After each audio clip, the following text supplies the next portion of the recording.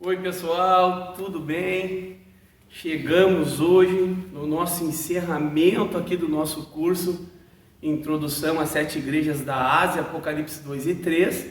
E como prometido, nós estamos hoje aqui, a Igreja Assembleia de Deus, aqui na presença do pastor Joel Silva, que vai estar nos falando aí um pouquinho sobre esse tema, que foi de grande relevância e hoje você já pode dizer que já está apto a ter pelo menos o conhecimento básico do tema, porque nós, durante todos esses dias, essas 7 aulas aí que nós tivemos, nós pudemos aprender um pouquinho sobre cada uma das igrejas, poder ter um pouquinho de noção de cada uma no seu contexto histórico, na sua relevância econômica para aquela região, né?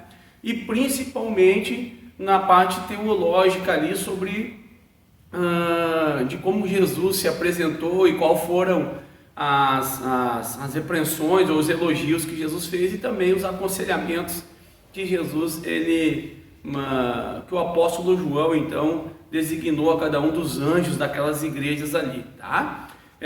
Estamos hoje aqui, você pode observar no ambiente dentro da igreja, né? Que o pastor Joel pastoreia e ele vai estar com toda a liberdade de poder falar um pouquinho sobre cada uma das igrejas, ou eu não sei de que maneira que ele vai colocar aqui, ele vai palestrar sobre esse tema, mas eu tenho certeza que vai ser bem legal, vai ser bem interessante.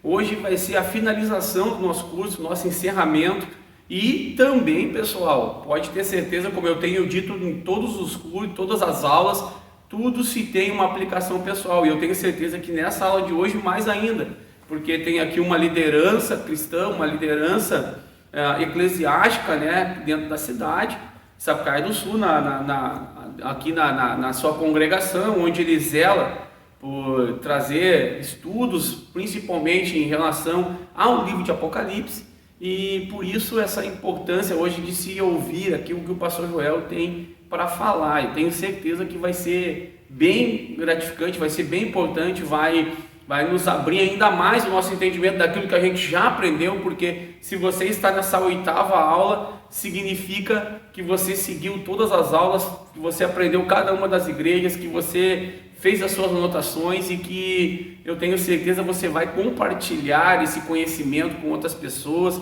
você vai compartilhar esse conhecimento até lá na igreja, na organização, na denominação que você frequenta, e eu tenho certeza que vai ser muito importante, muito produtivo a tua vida a partir desse curso básico, né? Foram 12 horas que nós falamos intensamente sobre esse tema, tá?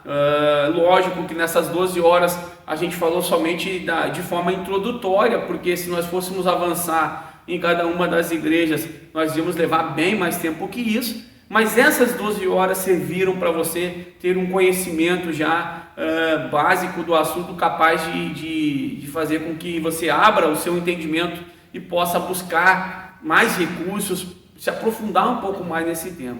E hoje estamos aqui na presença do pastor Joel. O pastor Joel, a gente, durante essa semana inteira, a gente trabalhou, a gente falou sobre cada uma das igrejas, e agora o senhor tem toda a liberdade do mundo para falar. Fique à vontade para contar um pouco da sua experiência, para falar um pouco principalmente dessa experiência que o senhor tem, desse gosto que o senhor tem de estudar as escrituras, principalmente sobre o livro de Apocalipse. E a partir desse momento o senhor está à vontade para falar um pouco para nós, que nós estamos ansiosos para aprender um pouquinho mais aí sobre esse tema, beleza? Pode seguir e falar aí aquilo que é importante, e agora essas pessoas que já chegaram até aqui, elas já têm um conhecimento básico, e isso é importante, que elas vão poder entender um pouquinho mais aí sobre esse tema. Bom, eu quero primeiro cumprimentar todos os ouvintes. Eu sou o pastor Joel Silva, da cidade de Sapucaí do Sul, sou um pastor auxiliar dessa cidade. Estamos aqui num dos templos da igreja onde eu tenho ficado aqui como líder. Eu fui convidado para comentar sobre o livro de Apocalipse, é algo que a gente vem aprendendo todos os nossos cultos de ensino da Palavra de Deus, A gente está em um tempo, eu acredito que a gente deve estar na 15ª aula com os irmãos que aqui congregam. Tem uma advertência no livro de Apocalipse, eu quero começar falando sobre isso, onde deixou muito claro o próprio Cristo para João.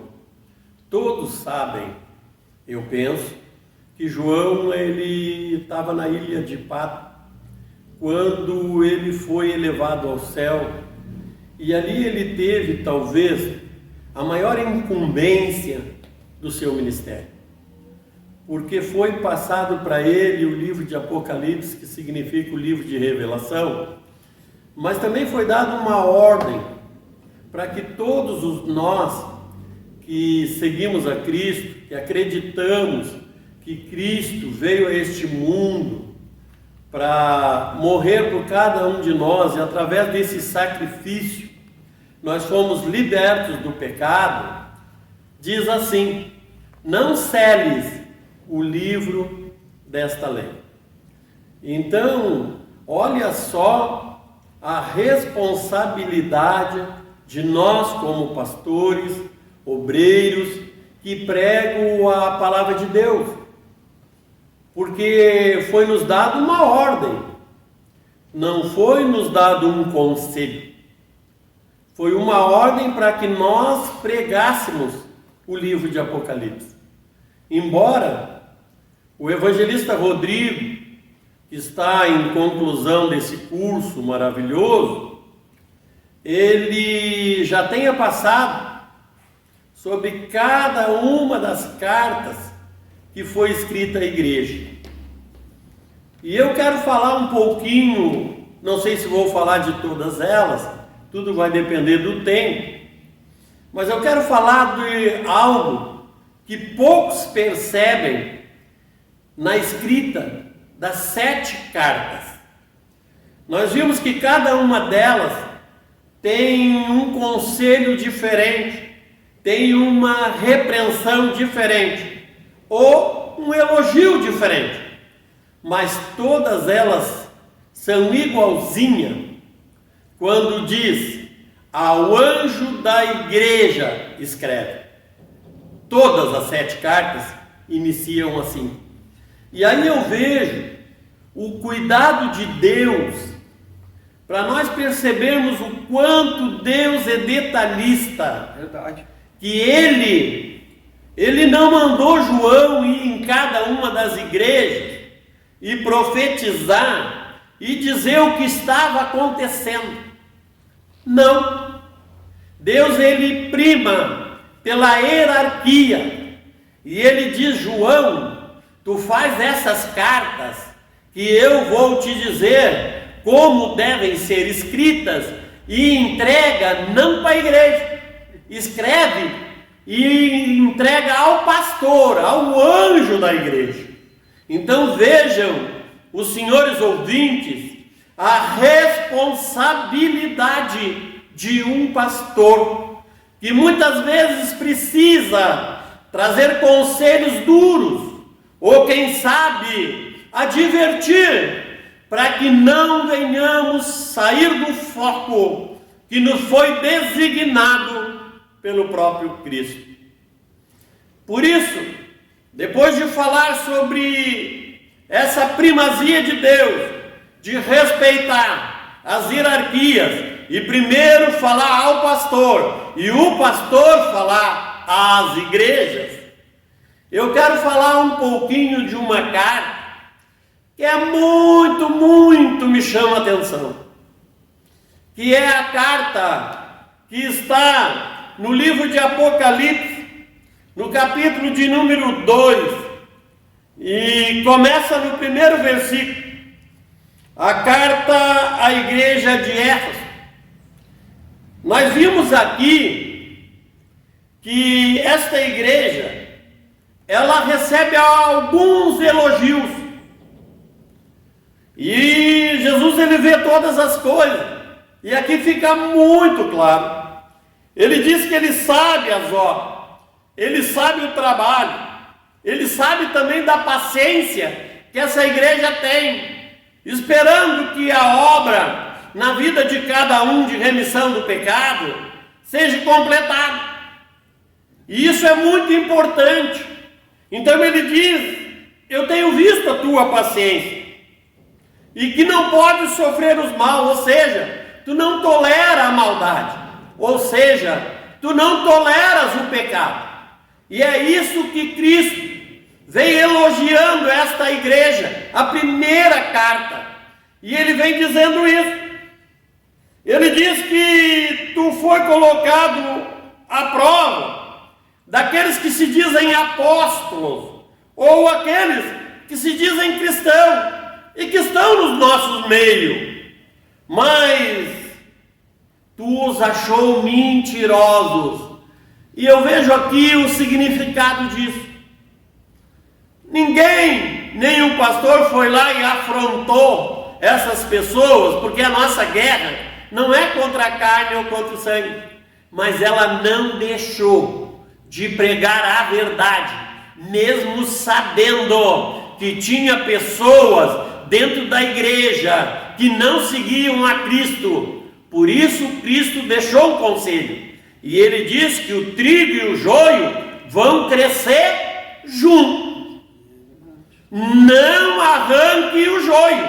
Ele é muito parecido com o trigo, mas tu não arranca, porque no tu arrancar o joio, tu vai arrancar algum pezinho de trigo, e aí vai ficar difícil. Então é melhor tu deixar, porque vai vir a colheita. E o que fala da colheita? No grande dia em que todos nós, os cristãos, estamos aguardando o tocar da trombeta, quando Cristo virá buscar a sua igreja.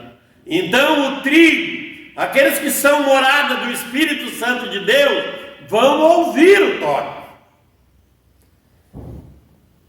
Mas aí eu continuo lendo e vi lá no final, para mim não tomar muito tempo em cima desta carta, ele diz assim: tenho, porém, contra ti que deixaste o primeiro amor.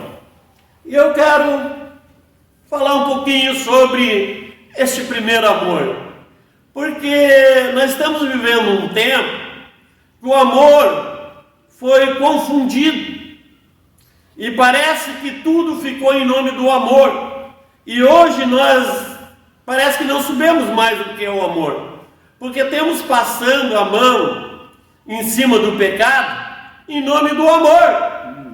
Mas quando eu olho a carta do apóstolo Paulo, lá no livro de Coríntios, no capítulo 13, ele começa a falar que se eu dividir toda a minha riqueza com os pobres, se eu entregar o meu corpo para ser queimado, nada disso é amor. E aí ele começa a dizer: porque o amor tudo sofre, tudo crê, tudo padece e tudo suporta. Este é o amor. Mas afinal de contas, para nós entendermos melhor o que é o amor, numa linguagem simples, como Jesus nas suas parábolas fazia. Aí eu quero fazer aqui uma analogia. Quando um casal, ele começa a se conhecer e brota o interesse em namorar um com o outro, e eles começam a dar esse primeiro passo, e começa um chamar a atenção do outro, e vai criando um vínculo de amor entre os dois. E olha que eu estou falando de um amor humano. E eles começam a sentir falta um do outro, e não chegam a contar as horas para que eles possam se encontrar novamente, porque eles já sentem falta um do outro. Então passa um tempo determinado e eles vão assumir um compromisso maior, e aí eles vão chegar ao noivado. E o noivado ainda não é um casamento.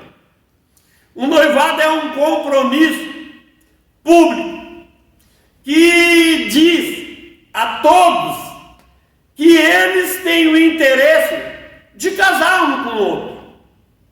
Então eles começam a cultivar aquele relacionamento e cada vez mais eles sentem falta um do outro. Então eles vão chegar ao casamento. E no dia do casamento eles estão muito felizes, porque eles honraram aquela primeira fase do namoro.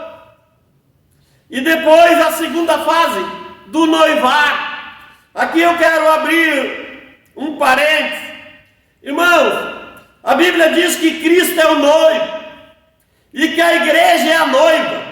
E por isso eu estou fazendo uma analogia para que nós venhamos entender. Então esse casal se casa. E quando eles se casam, eles têm um relacionamento íntimo. Eles começam a se amar muito mais. Eles começam a entender melhor um o outro. Então quando aquele esposo sai para o trabalho, aquela esposa levanta, passa o café e está ali do lado dele, antes que ele saia para o trabalho. E ela está ali, e quando ele vai sair da porta, ela beija ele com ternura, e diz para ele: um bom trabalho, amor. E lá vai ele pensando naquela esposa que ele deixou em casa, não vendo o tempo que aquele trabalho venha terminar para que ele possa voltar a se encontrar com a sua esposa.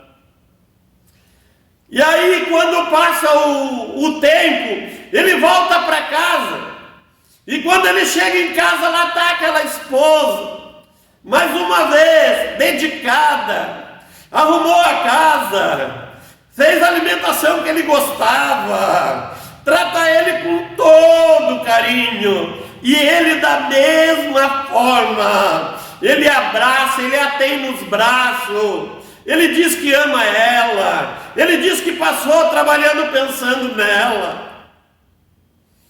Mas o tempo vai passando, e aquele amor, ele começa a esfriar, e agora a esposa já não levanta mais de manhã cedo, para fazer o café para o esposo, e diz para ele: ó, tu quer, tu faz, porque houve um desgaste, o amor virou, parece um costume. E aqui, irmãos, eu quero deixar registrado: cuidado de tu te acostumar de ir a uma igreja. Tu precisa ter um relacionamento real com Cristo. Então, ele vai trabalhar e ele já também não nutre o mesmo interesse. Ele já vai para o trabalho e agora os assuntos dele já não lembram a esposa. E quando ele chega em casa do trabalho, aquela que esperava ele, com todo carinho, com tudo arrumadinho, agora vai dizer para ele: tu não vai entrar com os pés sujos. Não, eu acabei de limpar a casa. E ele, além daquele abraço, além daquele beijo, agora ele não faz isso, agora já é uma reclamação. É isso que Jesus está dizendo à igreja de Efésio: vocês se tornaram religiosos, vocês fazem tudo até certinho, mas vocês deixaram de ter intimidade comigo, vocês deixaram de entrar lá no quarto e dizer que me amam, e que quando passou por adversidade, eu estava junto com você. Eu quero que vocês voltem a me amar, eu quero que vocês voltem a confiar em mim, eu quero que vocês voltem a se declarar para mim, porque eu estou aqui. Eu nunca deixei os meus braços fecharem, eles sempre estiveram de braços abertos, porque tu é a minha noiva individualmente. Cada um de nós é uma noiva do Senhor.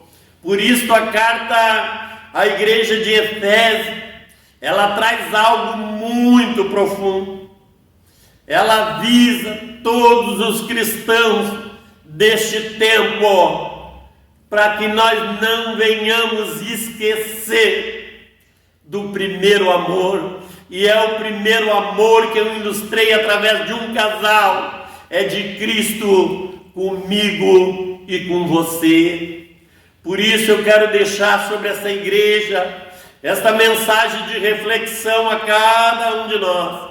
Será que, devido aos afazeres, queremos fazer templos grandes, queremos fazer templos bonitos, queremos fazer tantas coisas na igreja? Será que isso não nos tirou o primeiro amor? Não nos tirou a intimidade com Cristo?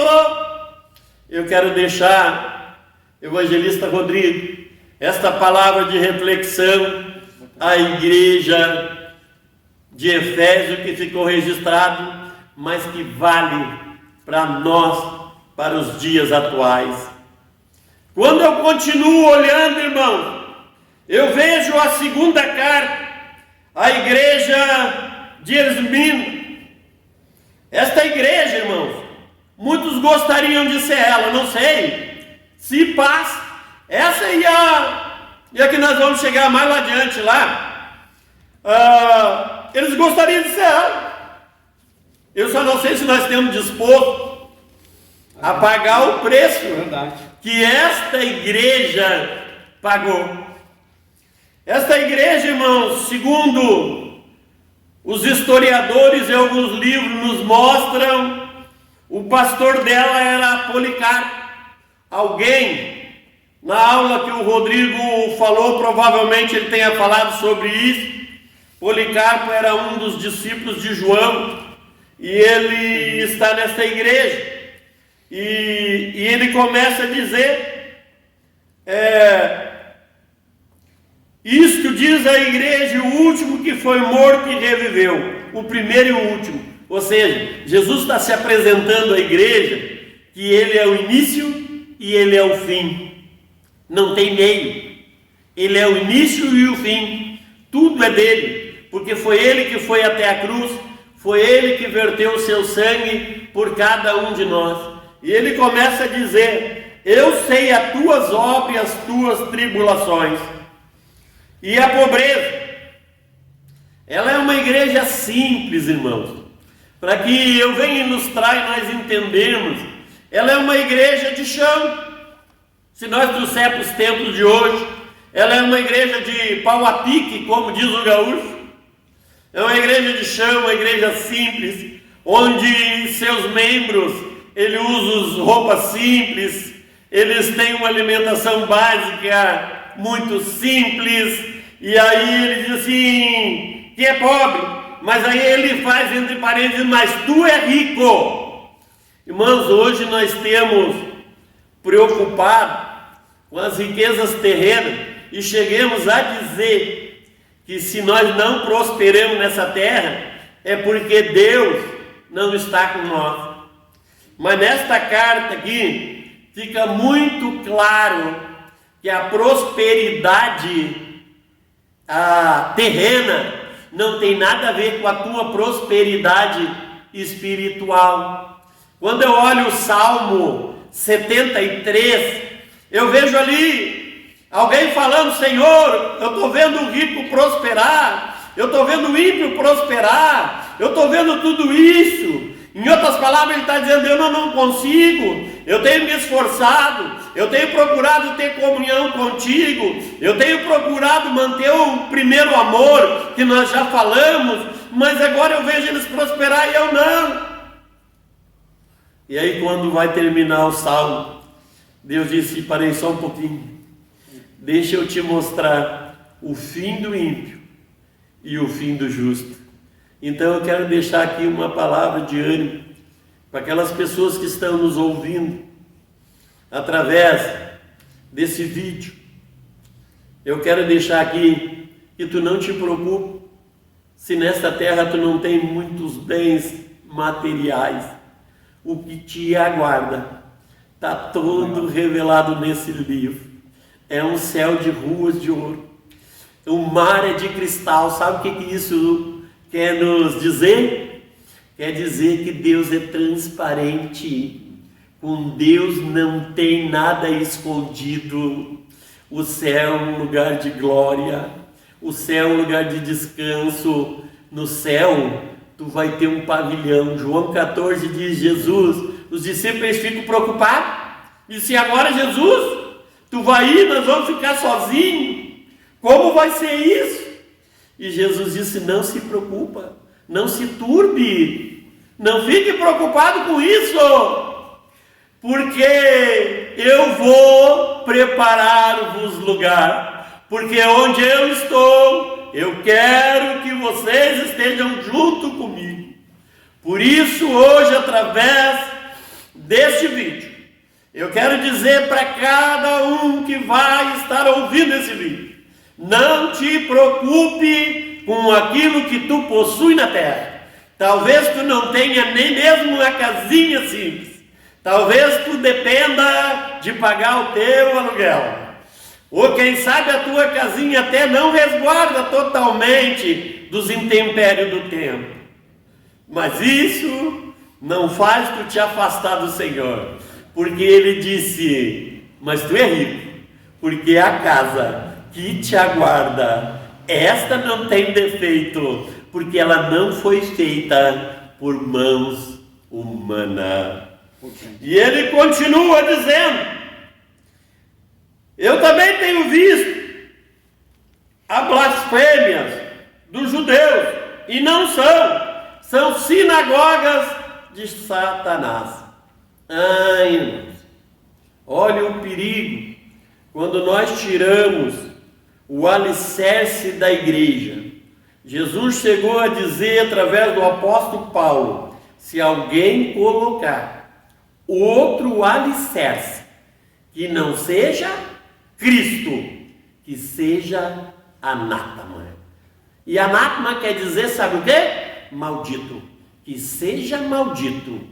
Irmãos, muitas vezes nós temos visto pessoas pedindo para fazer regressão, hipnose, para voltar ao ventre da mãe, para perdoar os pecados. E isso é um perigo tão grande. Aqui está sendo chamado, sabe do quê? De sinagogas de Satanás.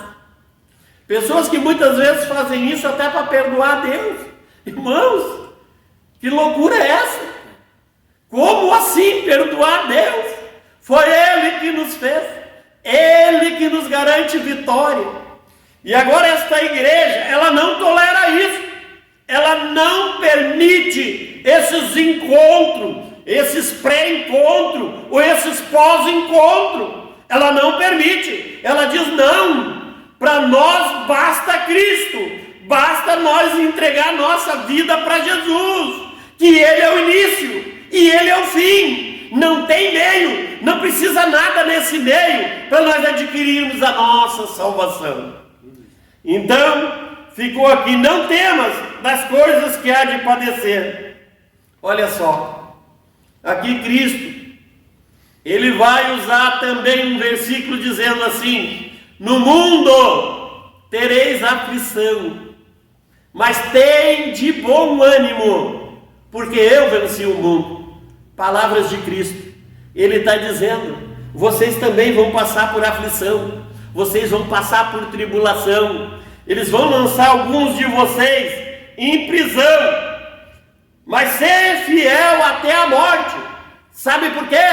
Porque tem um prazo de 10 dias, ou seja, o teu sofrimento, o meu sofrimento, ele vai ter fim, ele não vai durar eternamente. Eternamente o sofrimento é só para aqueles que não entregaram a vida para Cristo, para aqueles que não têm esperança de vida eterna. Ele diz, tem um prazo de sofrimento para vocês, não se preocupe, eu vou tirar vocês desse sofrimento. Então, ele traz uma esperança grande, ser fiel até a morte e dar-te-ei a coroa da vida. Eu costumo dizer, irmãos, para aqueles que já me conhecem, que crente, aqueles que entregaram a vida para Jesus, aqueles que lavaram as suas vestiduras no sangue do Cordeiro, aqueles que têm o seu nome escrito no livro da vida, essas pessoas não morrem não. Essas pessoas passam da morte para a vida. A Bíblia chega a dizer: bem-aventurado aqueles que desde agora dormem com o Senhor. Então nós estamos dormindo. Então fica tranquilo. Mais uma palavra de ânimo para você. Você perdeu algum parente, algum ente querido? É muito difícil, dói mesmo, mas não te preocupa, porque ele está dormindo com o Senhor. Ou seja, ele está descansando com o Senhor. Basta nós sermos fiel ao Senhor e nós vamos encontrar esses entes queridos todos e nós vamos conhecer eles, viu? Nós vamos conhecer eles. Nós não vamos ter lembrança de, se porventura algum dos nossos familiares, amigos, eles não herdar a vida eterna, porque daí nós ia ficar triste e no céu não entra tristeza. Mas aquelas pessoas que nós conhecemos na terra, nós vamos conhecer, né? Nós vamos para o céu, irmão, e tem alimento no céu. A Bíblia diz que tem uma árvore da vida, que as folhas servem como remédio para as nações. A Bíblia diz que a árvore dá um fruto todos os meses, e esse fruto é de alimentação. Então, irmãos, descansa no Senhor, creia nas promessas do Senhor. É muito importante nós aprendermos sobre o livro de revelação de Apocalipse. Policarpo, irmãos, ele vai fazer algo, e eu fui ler um pouquinho a respeito deles, porque, como eu disse, nós viemos ministrando esse assunto também na igreja aqui. E Policarpo, o imperador, ele vai dizer: Policarpo, eu vou te dar uma chance, eu não quero te matar. Se tu adorar o imperador, porque eles faziam do imperador um Deus, aliás, o único Deus a ser adorado.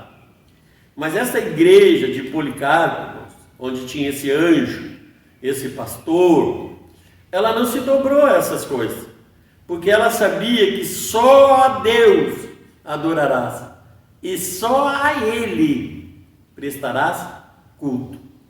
Então, quando ele chama o Policarpo e diz: tu não precisa, tu avisa essas pessoas aí, sabe? E aí a gente vai poupar a tua vida. Mas se tu não nos ouvir, nós vamos ter que deixar tu amarrado numa fogueira e vamos tocar fogo.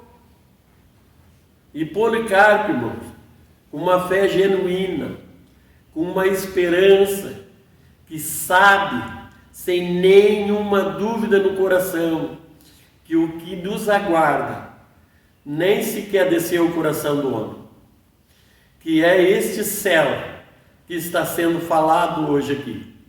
E ele disse: olha, tu pode tocar fogo, eu vou queimar, quem sabe por 1 hora, mas se tu não te arrepender e não entregar a tua vida para Jesus, tu vai queimar de eternidade em eternidade no fogo do inferno. E por isso a carta diz: tu não negaste o meu nome. Importante. Muito importante. Eu vou esperar o evangelista Rodrigo falar alguma coisa agora, enquanto eu tomo um gole d'água. Depois nós vamos falar um pouquinho sobre a igreja, né, de Pérgamo. Pois é, pastor Joel, importantíssimo, principalmente essa colocação ali, né, que eu achei importante em Éfeso ali, aquela analogia que fez de um casal em relação ao primeiro amor, né, e nas aulas até eu expliquei bastante para vocês, para os alunos que estão assistindo, que a igreja de Éfeso, ela vinha bem, parecia uma igreja perfeita, né? Mas daqui a pouquinho faz uma pausa na história e aí vem a bomba, né? Mas vocês precisam voltar para o primeiro amor. E aquilo ali ficou marcado, porque uma igreja, o cristianismo, a base do cristianismo, ele é o amor. Quando o cristianismo deixar de ter o amor para o próximo, ele vira um evangelho vazio, um evangelho que acaba não sendo um evangelho completo que Jesus quis. Ou seja, a igreja falha, independente da denominação, do credo do cristão, né? A igreja acaba falhando por falta desse primeiro amor. E ali em Esmina, algo maravilhoso, né? O testemunho que deu Policarpo de não negar o nome de Cristo, né? Uma igreja que eu acho que juntamente com Filadélfia, foi as duas igrejas onde elas receberam ali o maior apoio, o maior esforço de Jesus na carta de João, né? E isso é maravilhoso.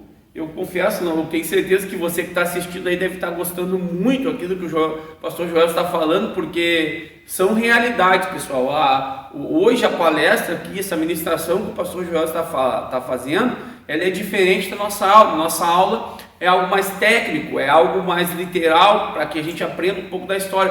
O pastor Joel está falando mais da teologia, está falando mais digamos, da aplicação pessoal que a gente deve fazer. Como eu tenho dito desde a primeira aula, o curso é importante, mas nós temos que saber que a gente tem duas opções: ou só assistir o curso, tá? E simplesmente ter um pouquinho mais de conhecimento, ou também assistir o curso e fazer uma aplicação pessoal dentro daquilo que nós aprendemos da mensagem. Então, pastor Joel, eu acho maravilhoso, queria que o senhor continuasse passando mais para nós, mais esse conhecimento, mais essa experiência, que eu tenho certeza que o pessoal está gostando muito, tá?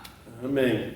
Então vamos continuar, e eu quero falar agora um pouquinho também sobre a igreja, a carta de Pérgamo.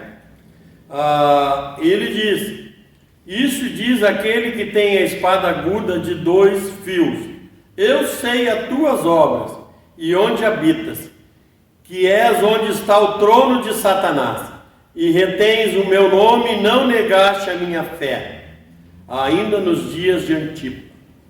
Mas isso aqui é algo interessante para nós refletirmos nos dias de hoje, porque tudo que eu estou falando aqui não é para ficar como uma história do passado, é para nós trazer para a nossa vida, para os dias atuais.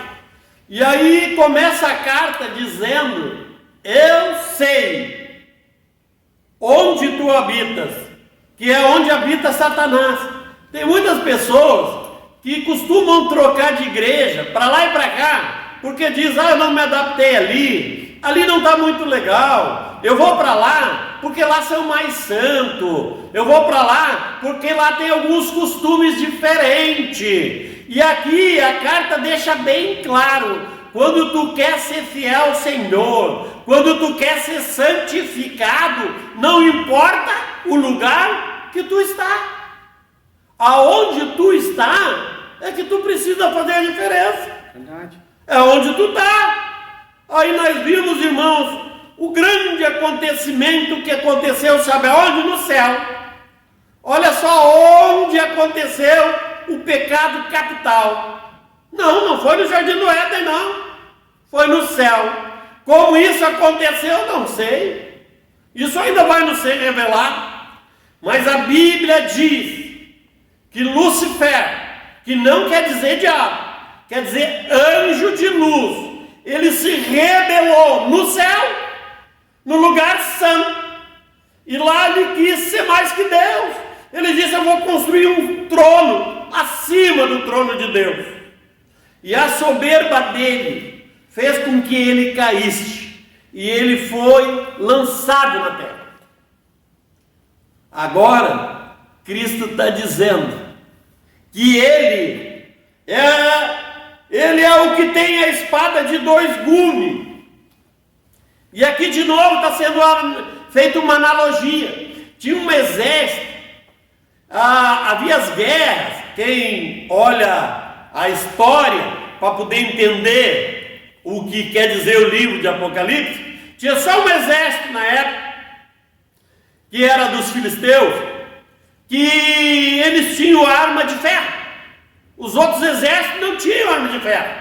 E eles fizeram uma espada de 2 gumes. E por isso está aqui registrado, para que nós venhamos entender. E esta espada era temida por todos, porque ninguém tinha. Foi a primeira arma de guerra feita com material de ferro. E agora eles temiam, porque tinha 2 gumes. E todos se preocupavam. E por isso que Deus fez o povo dele passar no deserto entre os filisteus. Porque ele diz, eles podem achar que tem o poder. Eles podem achar que tem a espada de 2 gumes. E todo mundo tem medo deles. Que eles são temível, mas temível sou eu. Quem tem a espada de 2 gumes sou eu, disse Jesus. Então olha só o tipo de Salvador que eu e você tem. Ele tem a espada de 2 gumes. Aqui está ilustrado: ninguém consegue vencer o nosso Senhor. Ele foi até a cruz, ele tirou a chave da morte do inferno, ele tem tudo isso. Não te preocupa, é isso que ele está dizendo à igreja de Pérgamo. Mas aí ele diz, ele continua falando: assim também os que seguem a doutrina dos nicolaítas. Eu vou falar um pouquinho, irmãos, um pouquinho assim, a doutrina de Balaão, mas umas poucas coisas tenho contra ti. Lá os que seguem a doutrina de Balaão, a qual ensinava a Balaque a lançar tropeço diante dos filhos de Deus. Irmãos, nós vamos olhar lá no Velho Testamento, que o povo de Deus, ninguém entendia, ninguém conseguia sobreviver em um deserto 4, 5, 6 dias e viver. E o povo de Deus, ele é temido não é pelas armas que eles têm, não. Ele começa a ser temido porque ele começa a passar no deserto. E a Bíblia vai nos dizer que por 40 anos eles passaram. E eles sobrevivem no deserto. Sabe por que eles sobrevivem no deserto? Porque quando precisou água, Deus fez sair da rocha. Quando precisou alimentação, Deus fez cair maná do céu. Então Deus teve um cuidado, como Ele tem comigo e com você. Ele continua tendo esse mesmo cuidado do seu povo. Mas Ele fez o povo passar entre os exércitos dos filisteus. E aí o que acontece? Eles foram o primeiro criador dessa espada, como eu falei anteriormente. Mas ele disse, mas porém eu tenho contra vós a doutrina de Balaque. E aí foi chamado Balaque, foi chamado Balaão, e Balaque disse para Balaão, eu preciso que tu amaldiçoa, porque Balaão era um profeta. Tu precisa amaldiçoar o povo de Deus. E Balaão, no primeiro momento, ele disse, eu não posso fazer isso. Mas depois de alguns presentes de Balaque, ele vai amaldiçoar. E quando ele levanta a mão para amaldiçoar o povo de Deus, diz que o povo, ele ficou muito mais abençoado ainda. E levantou a ira naquele rei. E disse, eu te paguei para te amaldiçoar. E tu foi lá e abençoou. E Balaão disse, não, eu fui lá para amaldiçoar. Mas ninguém consegue amaldiçoar o povo de Deus. Por isso que a Bíblia diz, irmãos, que Jesus, ele transforma todo mal em bem. Quando eu vejo pessoas pedindo oração, e não é errado, e dizendo fizeram obra de feitiçaria, fizeram alguma coisa contra a minha vida, se nós conhecêssemos as Escrituras, como deveríamos conhecer, era momento de nós glorificar a Deus, porque acabaram de lançar bênçãos sobre a nossa vida. Porque tudo aquilo que nos foi dito, que foi lançado, de maldade contra nós, o povo de Deus? Será? Porque Deus, velo em cumprir a sua palavra, vai ser sim transformado em peso de bênção. Que maravilha. Aí ele voltou e tentou, e olha só, passa-se o tempo, e agora João vai escrever uma carta a esta igreja, e é alertado que tem alguém que continua fazendo isso no meio do povo de Deus, lançando tropeço.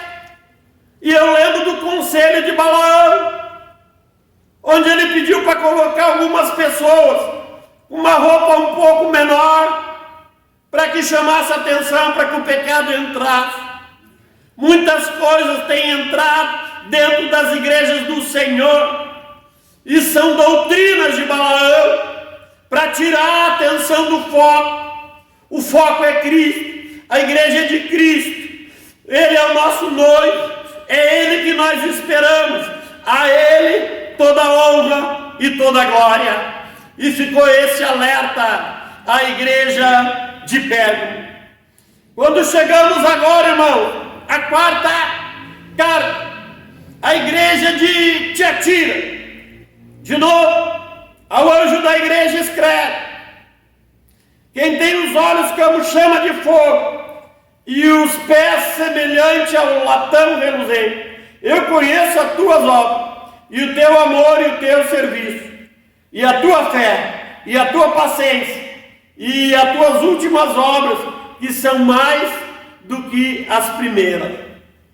Mas tenho contra ti que toleras Jezabel, mulher que se diz profetiza, ensine e engane os meus servos, para que se prostituam e comam do sacrifício dos ídolos.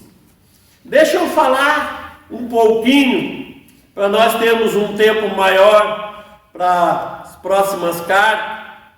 Eu quero falar do conselho que é dado à igreja de Tiatira.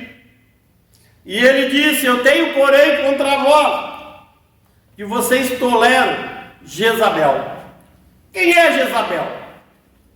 Jezabel, ela vai se casar com um rei, e ele fez o que era correto aos olhos do Senhor.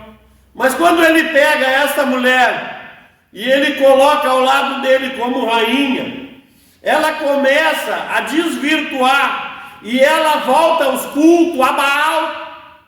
Ela começa a implantar a idolatria no meio do povo de Deus. Eu sei, irmãos, que muitos falam de Jezabel como pintura, como pingentes, como brinco. Pode até ser, mas deixa eu dizer, o que está se referindo aqui no livro, na carta Apocalipse, não está falando de vestimenta ou de pingentes, está falando de doutrina, do que ela ensina. E ela ensinou a fazer culto a Deus pagão. E aí ela começa a fazer tudo isso. Lembra de Elias, no grande desafio? E ele vai lá, naquele desafio, e diz: quem fizer descer fogo, esse é o Deus verdadeiro. E lá vai Elias. E o que acontece depois da grande vitória de triunfo? Ela disse: ah, esse Elias, tão certo como eu estou vivo agora, ele vai morrer. Eu vou tirar a cabeça dele, porque ele tinha matado. E Elias, irmãos, ele vai fazer uma queixa, e que nos chama a atenção no dia de hoje. Ele disse: Senhor, ele fugiu do deserto, através daquela ameaça desta mulher, que está se referindo na atualidade, nas igrejas de hoje, dentro das igrejas, Jezabel. E ele disse, ela disse isso, e ela matou todos os profetas, só sobrou eu. Deixa eu dizer uma coisa. Evangelista Rodrigo, eu acho muito importante todos nós sabermos que a questão aqui é o de que Jezabel ensinava, não é a forma que ela se vestia. Então eu vou passar agora para o evangelista Rodrigo falar um pouquinho a respeito dessas duas cartas que eu comentei. Não, perfeito, pastor João, perfeito. A figura da Jezebel na igreja ali de Tiatira, ela estava representando ali, nós até aprendemos nas aulas, tenho certeza que o pessoal aí está bem esperto, ela é a flexibilidade para a entrada do paganismo e da falsa doutrina de Cristo, né? Jezebel, ela era uma falsa profetisa, lá do Antigo Testamento, que perseguiu os profetas de Deus. Jezebel, ela representa tudo que é mentira, tudo que é inverdade, tá? Então, talvez, como a gente aprendeu, pastor Joel, durante o curso, Jezebel não necessariamente significa que seja um nome de uma mulher chamada Jezebel. Na história não há registros que realmente uma mulher com o nome de Jezabel estivesse na igreja de Tiatira, tá? Mas talvez esteja fazendo uma alusão até ao próprio espírito que operava na vida de Jezabel lá para implementar uma série de mentiras. Porque qual é o problema de Jezabel dentro da igreja de Tiatira? É a distorção da palavra de Deus, gente. Porque uma vez que entra dentro da igreja uma série de heresias e ela não é atacada, tá? Ela não é, digamos, de uma forma ou de outra combatida, ela vai tornar com que essas heresias tragam prejuízo. Da mesma maneira que o povo de Israel teve um prejuízo muito grande devido a Acabe se casar com Jezebel, uma vez que ela acabou levando o povo ao pecado, a se dobrar diante de deuses estranhos. Não diferente de Balaão, pastor João, que o senhor colocou perfeitamente ali. Balaão também, ele induziu o povo a pecar, induziu o povo a errar. Isto naquela época, pessoal, para vocês entenderem, era uma forma que os falsos judeus, que os pagãos tinham, de uma maneira ou de outra tentar entrar dentro das igrejas, tá? Para que eles pudessem implementar ali suas doutrinas, suas falsas doutrinas, e de uma maneira ou de outra, já que eles não conseguiu vencer o crescimento do cristianismo que acontecia naquelas igrejas, então o que eles faziam? Eles introduziam as suas falsas doutrinas para quê? Para desvirtuar o povo. E é interessante isso aí, pastor Joel, muito bem colocado. E dessa maneira eu acredito que se o povo aplicar isso de uma forma e começar a rejeitar doutrinas falsas que são fora da palavra de Deus, eu creio que o cristianismo só tende a crescer, não é? Perfeitamente. Cristo, ele tem que ser o centro, né, de todas as coisas, e por isso está sendo condenado, né? Tanto as doutrinas de Balaão, né, que é a do engano, e a da Jezabel, que não é diferente, também é de engano, de mentira, né? E que leva as pessoas a se afastar de Cristo. Mas eu quero continuar falando, e eu quero falar agora Apocalipse 3, daí a carta à igreja de Sardes. Aqui, Cristo, ele se apresenta, né? Aqui o que tem os 7 Espíritos de Deus e as 7 estrelas. E ele diz: eu sei as tuas obras, que tens nome de que vives e está morto.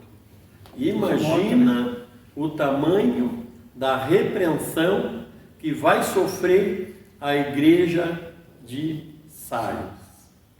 Quando nós olhamos nesse contexto, vem nos alertar para as pessoas assim que saem do culto e dizem: mas hoje a palavra foi muito dura. E tem alguns que de repente pode até não comentar, se eu soubesse que era assim, eu não teria vindo. Irmãos, é a palavra de Deus que nos cura. Esse conselho, essa advertência à igreja de Sardes, não é para que ela não venha ter parte com Deus, mas que ela se arrependa do que está acontecendo. E ele diz: ser vigilante para que não morra o resto. Ele fala no 2º capítulo. Aí eu lembro de uma profecia, o profeta Isaías. Ele vai profetizar e ele vai entrar em um reino. E ele vai dizer para o rei: põe a tua casa em ordem, porque morrerás e não viverás.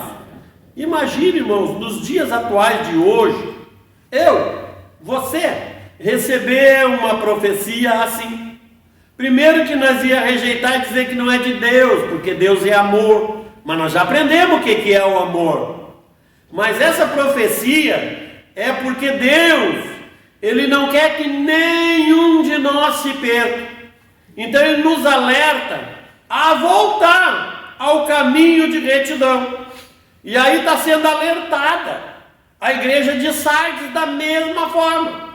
E diz: para um pouquinho, tu está pensando que tu está vivo, tu até pensa que está vivo, mas tu está morto. Tu precisa.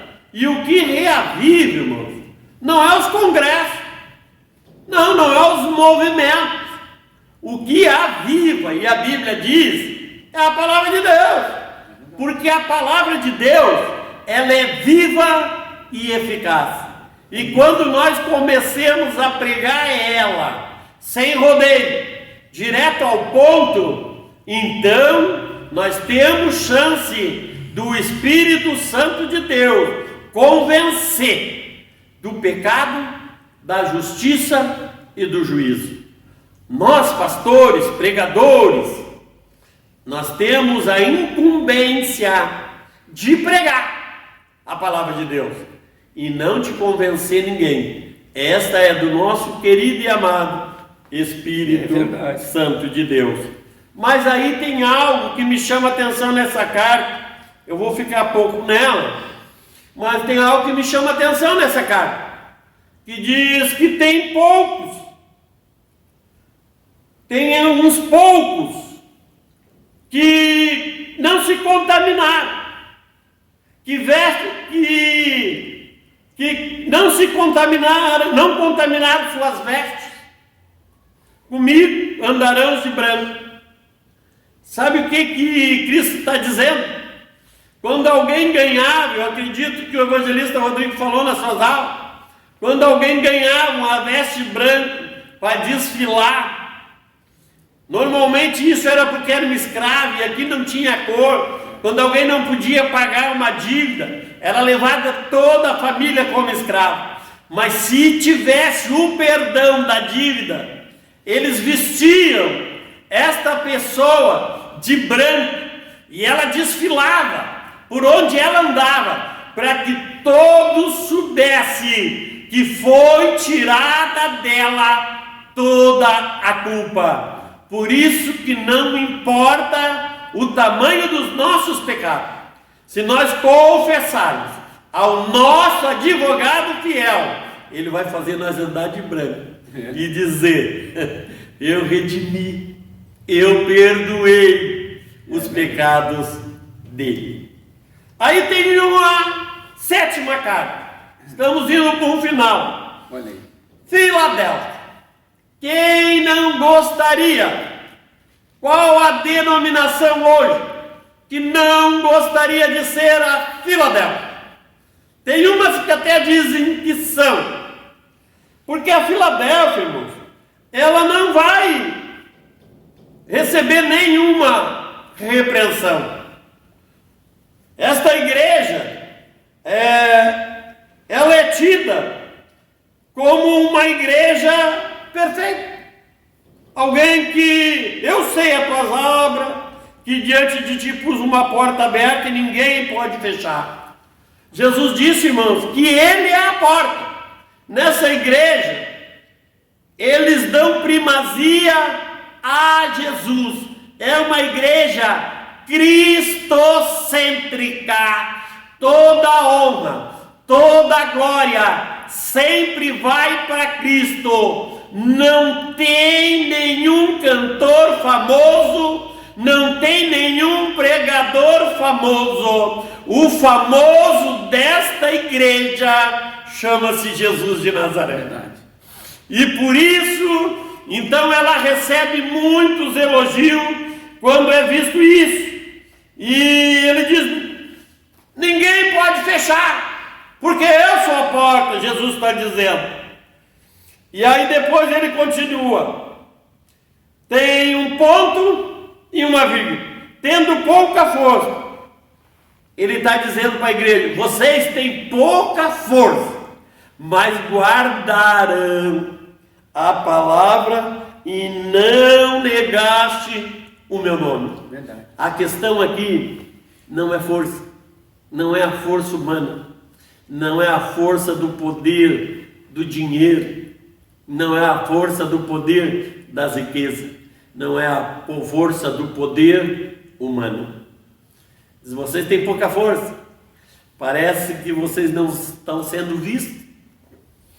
Vocês é aquela igrejinha que fica de lado, são aquela igrejinha que poucos gostam de vocês. Quem sabe até ando falando que eu não estou no meio de vocês, porque vocês não são ricos, porque vocês têm casas humildes, porque vocês têm vestes humildes. Mas aí ele está dizendo, vocês só pensam que tem pouca força, porque quando vocês não têm força, eu sou a força de vocês, sou eu que pelejo as batalhas de vocês, sou eu que luto por você. Esta igreja, ela continua, eis que eu farei aos da sinagoga de Satanás, os que se diz judeu e não são mais bem, eis que farei que venham e adoro prostrado aos teus pés, e saiba que eu te amo. Irmãos, aqui é no grande dia do julgamento do trono branco. Ele está dizendo, vocês são a minha igreja, vocês não são a minha denominação.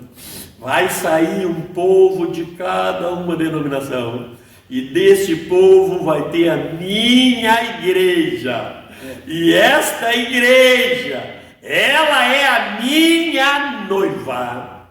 E naquele grande dia, aqueles que não encontraram seus nomes no livro da vida e do Cordeiro, eles não vão que se dobrar somente diante de mim, porque eu vou estar casado, disse o Senhor. Eu vou estar casado com a minha igreja, e vai ser diante dela que todo joelho se dobrará. Todos terão que reconhecer que aqueles que foram perseguidos na terra, aqueles que foram incompreendidos, aqueles que foram chamados de pobre, de fraco, agora eles estão em um lugar de destaque, diante de todo o julgamento terreno. Ali vai estar a igreja do Senhor, e ele diz que vão ter que adorar. Não é agora não, é naquele dia. Vão ter sim que adorar a igreja do Senhor, e eles vão ter que saber. Olha só, Cristo, a promessa que ele faz para todos nós. Quer ser Filadélfia? Defenda o reino do Senhor. Não aceite nada que não seja o alicerce de Cristo. Eles vão saber, disse Jesus, que eu amo vocês. Então vai ser o dia em que será desvendado o mistério do grande amor de Deus por mim e por você. Esta é a igreja que todos. Ele ainda diz, a quem vencer eu farei coluna no templo do meu Deus, e dele nunca sairá. Escreverei sobre ele o nome e o nome do meu Deus, e a cidade do meu Deus, a nova Jerusalém, que desce do céu, do trono do meu Deus, e também o meu novo nome. Quer dizer, o dia em que a igreja será exaltada, o dia em que todos saberão que os governantes da terra agora foram os rejeitados. Aí eu vejo a carta de 1 Coríntios, no capítulo 1, lá no 27, diz que Deus escolheu as coisas fracas, as coisas loucas, as que não são, para aniquilar as que são, todos aqueles que se julgavam poderosos diante de Deus, e não tinham Deus na sua vida. vão ver quem de fato era miserável, quem de fato era fraco. A igreja de Cristo, ela aguarda este grande e lindo dia. Que maravilha. Encerrando, irmãos, eu quero fazer um comentário sobre a igreja de Laodiceia. E aqui encerro. Muitos dizem que essa é a igreja de agora. É uma igreja que nós estamos vivendo nesse tempo. E eu concordo quase que em parte total, mas em parte eu concordo. Eu acho que a igreja de agora, como eu vim falando nesse momento de entrevista, ela tem uma parte de cada uma dessas igrejas, inclusive a de Filadélfia, tem também. Então, e a igreja de Laodiceia, irmãos, e ele diz, Laodiceia, isso diz amém, o testemunho é fiel e verdadeiro, o princípio da criação de Deus. Eu sei as tuas obras, que nem é frio nem quente. Tomara que foras frio ou quente, porque és morno e não é frio nem quente, vomitar-te-ei da minha boca. Irmãos, toda vez que Deus, Cristo, quis falar com as igrejas, ele usou algo que fosse conhecido do público que ia ouvir. E isso era muito conhecido em Laodiceia, porque eles não tinham fontes de água na cidade. Eles dependiam de trazer a água de cidades vizinhas. E como eles vizinhavam uma cidade que tinha as fontes termais, onde era uma água medicinal, eles tentaram trazer aquela água até a cidade.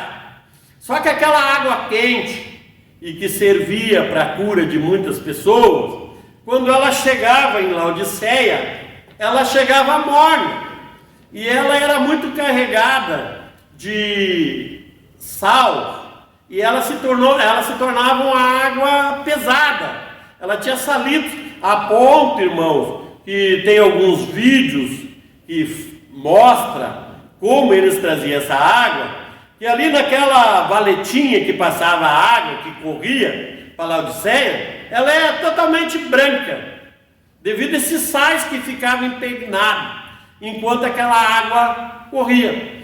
Então ela chegava morna, e ninguém conseguia tomar aquela água, porque além de saloba, ela era morna. Então aquilo dava ânsia de vômito. E por isso aqui está sendo feita uma ilustração de como Deus, como Jesus, ele via a igreja de Laodiceia, que era mais ou menos isso, o que acontecia com a falta d'água. Por isso Jesus disse: eu sou a fonte que salta para a vida eterna. E eles tentavam trazer também água de outro lugar, agora não quente, fria, mas do mesmo jeito, irmãos, enquanto ela passava pelos morros, pelo sol, ela mornava. E eles tinham o mesmo problema. Mas ele era uma cidade muito rica, né? E ela não tinha esse nome. Quando o imperador quis destruir a cidade, a esposa dele pediu para não destruir. Pelo contrário, ele investiu nessa cidade. E Laodice. E aí ele colocou o nome da cidade, homenageando a sua esposa, Laodiceia. E essa cidade, ela era uma cidade muito próspera, bem como a igreja. Era uma cidade que teve muitos investimentos. Eles tinham, por exemplo, o melhor colírio. Todas as pessoas que queriam se curar da visão, eles iam a Laodiceia. Eles tinham, vou usar aqui uma metáfora, eles tinham um centro clínico que cuidava da visão. Então muitos viajantes iam até lá em busca da cura dos olhos. E por isso que Jesus vai dar o conselho para comprar colírio dele. E ela era uma cidade também, devido aos turistas que iam lá, ela era muito rica, porque eles foram, não vou dizer que é a primeira, mas uma das primeiras a conseguir a lã preta das ovelhas. Então eles pegavam aquela lã preta e faziam vestimentas para as rainhas. Então muita gente, esse pessoal de alto capital financeiro, ia a Laodiceia para pedir para fazer. E como eles tinham a melhor lã, que não precisava de tintura, porque a própria ovelha produzia, o que acontecia? Eles também tinham os tecelões, as grandes empresas de tecelagem. E se eles tinham grandes empresas, eles tinham matéria-prima, eles tinham quem trabalhava com a matéria-prima, eles também tinham, irmão, o centro da moda. Como é Paris, Londres hoje. Laodiceia era isso. Eles tinham o centro da moda. Por quê? Porque eles tinham tudo. E quem tem todos esses aparatos, precisa ter também o centro financeiro. Eles tinham os grandes bancos. Porque ali era trabalhado com grandes quantidades de dinheiro. E a igreja não era diferente da cidade. Tanto é que quando ela precisou de ajuda, ela disse que não precisava, que não tinha. Os crentes lá, irmãos, era tudo crente, trazendo para os dias de hoje, que chegava com as suas caminhonetas, com seus carros de milhões, né? As suas vestes provavelmente da última moda, mas eles não se preocupavam com aqueles que não tinham. Eles não estavam preocupados com o partir do pão. Era mais um clube do que uma igreja. E eles diziam para todo mundo: olha só como Deus é com nós não temos falta de nada, nós somos ricos. E hoje, irmãos, isso tem acontecido. Se a igreja fica rica, é porque Deus está no meio dela. Mas daí eu olho para a igreja de Laodiceia e me diz o contrário. Se a igreja fica rica, é para ajudar a viúva, o órfão, o necessitado. Não é para colocar ela num pedestal de grandeza terrena.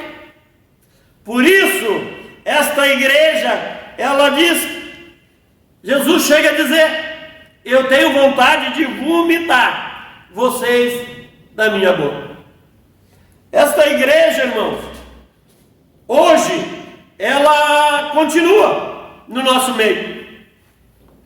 Mas tem uma palavra nessa igreja, e eu vou fazer um encerramento nela, que mesmo ela tendo todos esses defeitos, todas essas acusações, no 13:19 de Apocalipse diz: eu repreendo e castigo a todos quanto amo. Sê, pois, zeloso e arrepende-te. Olha só, a repreensão, você que está me ouvindo, é a demonstração sincera do amor de Deus pela minha e pela tua vida. Se Jesus está repreendendo, é porque ainda tem jeito. Ele está dizendo: tu precisa entender. Tu precisa entender e voltar ao primeiro amor. Por isso que eu repreendo quem eu amo. Ele está dizendo: mesmo vocês sendo assim, eu amo vocês. Te arrepende. Começa a valorizar as coisas eternas. Deixa de valorizar as coisas terrenas, as coisas que vão ficar aqui. E daí ele diz, no 20: eis que estou à porta e bato. Se alguém ouvir a minha voz e abrir a porta, entrarei em sua casa, e com ele cearei, e ele comigo. Irmãos, ninguém bate numa porta se não estiver do lado de fora. Essa igreja, ela dava demonstração para todos os humanos que Jesus era com eles, porque eles prosperavam em tudo. Mas Jesus disse: eu não estou nem dentro da igreja de vocês. Eis que eu estou à porta, eu estou batendo, eu estou dizendo: eu quero entrar, te arrepende disso aí, então eu vou fazer guarida. Por isso eu quero fazer um encerramento aqui, com esse conselho a todos nós, agradecer o convite honroso, né, do aluno da Olinter, né, agradecer essa faculdade e que me deu também, né, o privilégio de fazer parte desse curso. E agradecer a todos os ouvintes, e eu gostaria que tu escutasse com o coração desarmado. Eu tenho certeza que o querido Espírito Santo de Deus vai te fazer vivo e claro tudo o que foi falado hoje aqui. Obrigado. Que maravilha, pastor Joel. Nós que agradecemos aí por esse honroso, essa ilustre presença do senhor aceitar esse convite. Eu tenho certeza que foi bem proveitoso para todos que estão assistindo, que estão fazendo o curso. É uma alegria enorme. O pastor Joel falou coisas bem interessantes e é uma palavra pastoral, né, pessoal? É uma palavra mais direcionada para o lado espiritual, porque apesar de ser um curso de teologia, nós estamos falando sobre Deus, né? Nós estamos falando sobre Cristo, sobre o cristianismo, sobre o amor de Jesus que ele tinha por cada uma das igrejas, e o pastor Joel explanou de maneira maravilhosa aqui, fazendo um resumo de cada uma das igrejas, daquilo que a gente aprendeu durante o curso todo. Foi muito produtivo, pastor Joel. Mais uma vez, muito grato mesmo por esse conhecimento, por passar para nós um pouco dessa experiência, e eu tenho certeza que você que está assistindo gostou. Aí eu também quero aqui, nós estamos encerrando o curso Introdução às 7 Igrejas da Ásia, Apocalipse 2 e 3. Eu quero deixar o meu agradecimento, em primeiro lugar, para todos aqueles que lá no início se inscreveram, tá, no curso, que deram um voto de confiança, que assistiram às aulas, que participaram ali da interatividade de poder responder e tal. Eu agradeço de coração aqueles que também compartilharam o vídeo com outras pessoas, e isso abriu um leque maior. Outras pessoas também puderam participar, também puderam aprender um pouquinho, tá? Eu sou muito grato a você, grato a todos aqueles que estão assistindo. Talvez você que acabou pesquisando aí no YouTube, acabou nessa última aula aqui, eu também sou grato por você assistir, tá? Tem outras 7 aulas aí que vai falar sobre cada uma das igrejas. Agradecer ao Uninter, tá? O Centro Universitário Internacional Uninter, a qual eu sou aluno do curso de Teologia Bíblica Interconfessional. Agradecer por essa oportunidade, por essa parceria, o Polo de São Leopoldo, tá? E dizer para você, pessoal, muito obrigado, que você faça bom proveito do curso, daquilo que você aprendeu. Como as aulas são gravadas, se você quiser assistir todas novamente, não tem problema.